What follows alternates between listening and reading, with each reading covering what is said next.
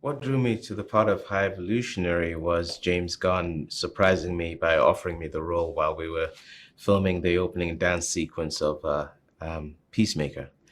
Um, and so as soon as he did that, I was always going to say yes because I love him as an artist and a collaborator, and it seemed like a great challenge.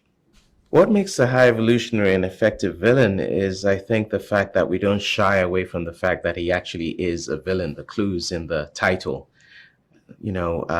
Sometimes we're so eager in movies to kind of find the villain sympathetic that we veer away from the fact that these are bad people. These are people doing some pretty horrendous stuff, and this guy does some seriously horrendous stuff. So I think it's very effective because it reminds people about the cruelty that we're capable of, the cruelty towards those that are more defenseless than we are, reminding us of that, reminding us of the necessity to keep a watch out for these sort of people. And I embrace that fully. It's fun to play as a villain. And so I think he's effective because we're actually seeing someone in this movie who is not likable. And I loved it as a challenge because I was like, can I still play that truthfully? Can I truly be unlikable, embrace that, and still have some level of maybe comprehension as to why I'm doing what I'm doing? And that's the real challenge. You don't have to like me, but do you understand why I'm doing it? And that's very fun to play. Tell us about working with the Guardians cast. What stood out to you about them?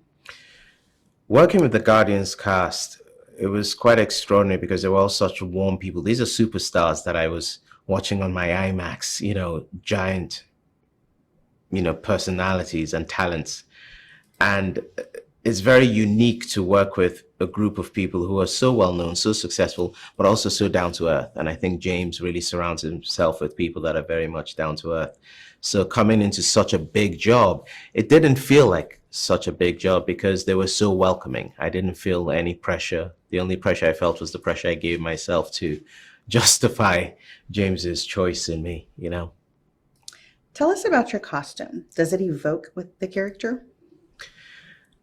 My costume, describing it, is that it's so regal. It's a regal purple. It really evokes the nature of the character and the sort of essence of the character as someone who glides through a space and is noticed and sort of is above it all. And the work that Judiana Makovsky and Legacy and everyone that put work into making the costume work for me also. Like they were like, are you comfortable with this? Is it too heavy? How do we make it look good?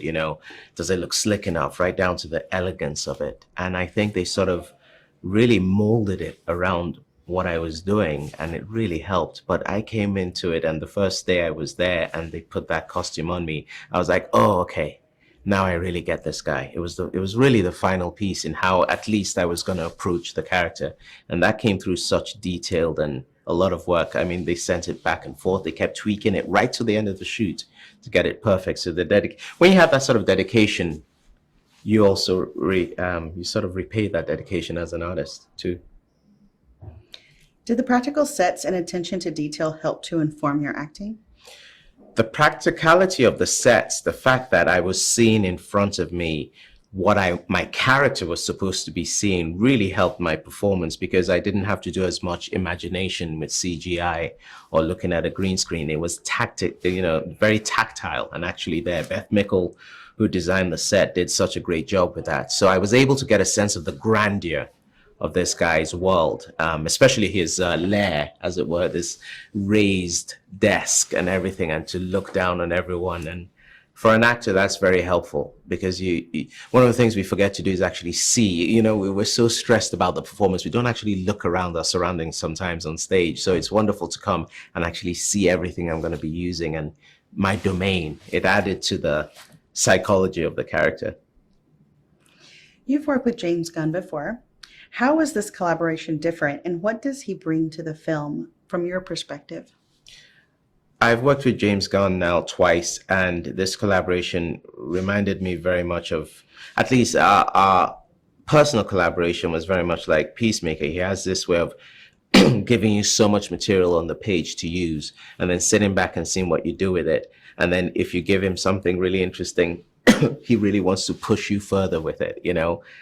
He doesn't let you off the hook, and he also wants you to keep things grounded. It doesn't matter how extreme the character is, keep it grounded. Is it truthful? You know, it's not enough to be interesting. You know, you have to be interesting and truthful. And that's probably the actor in him, but that's definitely the writer in him that drives with character. So again, he demanded in his own way that you be truthful to the role, you know, and have fun doing it, which is really, really a big part of working with James, you know. This is your first time on the Marvel Studios production. What impressed you most about their process?